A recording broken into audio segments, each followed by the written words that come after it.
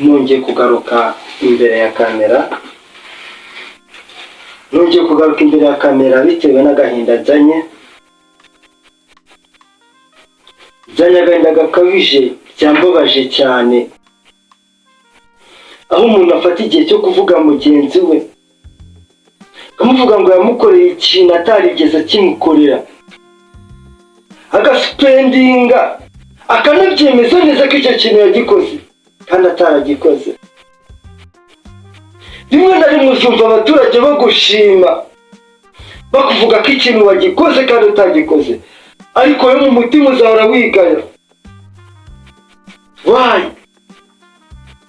Ubwo nta bugabo burimo. Bibiliya bivuga neza ngo guhiga umuhigo utazahigura ntukirirwe uwuhiga.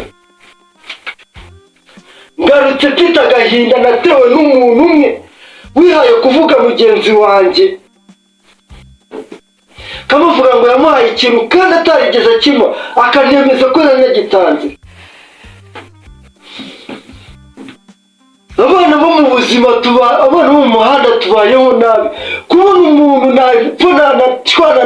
na haruguru kavuga ngo wamuhaye amafaranga utarayamuhaye. Ese uri igiki ufata umwanya wo kubavuga umuntu ukemeza ko ikintu wagiye umuntu utarakimuhaye? Uri ubusa. Isi nijya kugukandagira nta kintu kimwe izitaho. Isi itarakaranga ibikiri kumushakira ibirungo. Ese kuri gufata umwanya ukavuga uwo muntu? Ese umunsi bagufashe umwanya nabo bakakuvuga abo wishingikirizaga, abo wumvaga ko bakomeye ku buzima bwawe, akaba nibo bakuvuga, none bakakuvuga kuruta uko wafashe umwanya wo kuhavuga uwo muntu. Abana bo mu muhanda tubayeho nabi, nuko abenshi bifuza ko abo twakifuza ko twabaho neza nibo batuma tubaho nabi. Kuki mwebwe mwiyita abakire mushaka kudukoresha uko mushaka mukatugira amapunda? Mwamara kutugira amapunda mukatugira noneho n'amagorofani.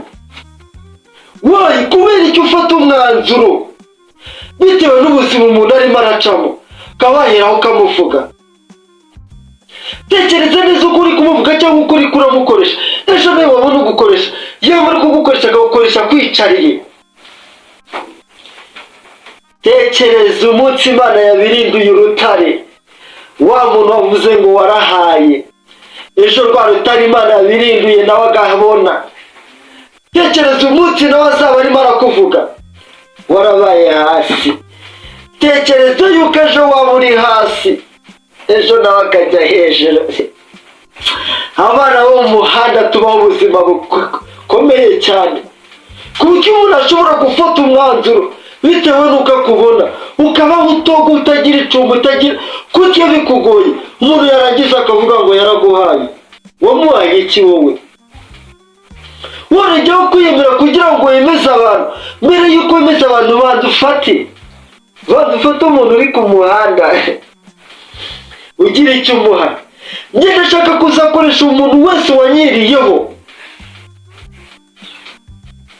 umuntu wese wanyeretse kandi ushaka amafaranga, yamara kubinyereka nanafata umwanya nganyemurira ikibazo nari mugejejeho,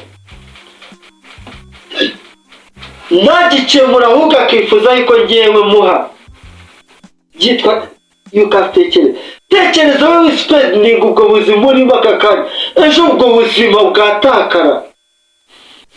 Njye wabonaga ko muriye kwikorera amabuye, muriye kuba mu nzu y'ubupangayi, ejo nawe ukayijyamo. Iyi si ikandagira itanzitse, kandi iyi si igiye kukwicarira nawe ugisha inama, ejo nawe itazakukandagira. Yamara kugukandagira ukavuga ngo Gilbert TV hari ibyo yavuze by'ukuri. Tekereza kabiri mbere y'uko ufata umwanya wo kumvuga. Maze utekereze kandi banza wumve yuko wowe uri kumvuga ejo wabona bakuvuga kuruta uko mvuga. Ya Gilbert TV.